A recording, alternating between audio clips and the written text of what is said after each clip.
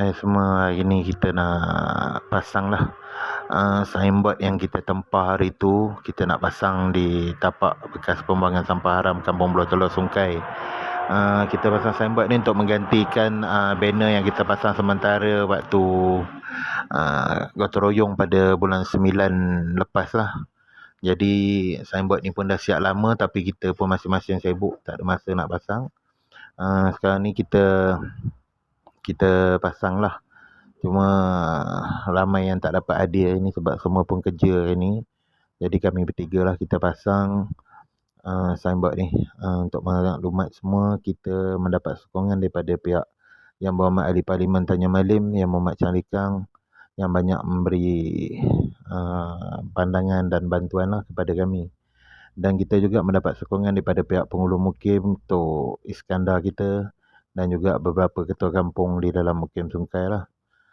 Jadi signboard ni untuk makluman semua, ini adalah atas sumbangan sesama kami dan juga sumbangan orang perseorangan jugalah.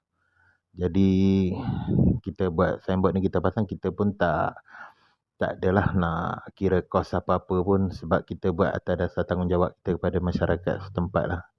Jadi kita pasang ni pun kita pasang atas inisiatif kami sendirilah, supaya kita nak penduduk kampung ni rasa bahagia balik, sebab bertahun-tahun dia orang berhadapan dengan sampah daripada jalan masuk tu lah yang tuan-tuan nampak ni.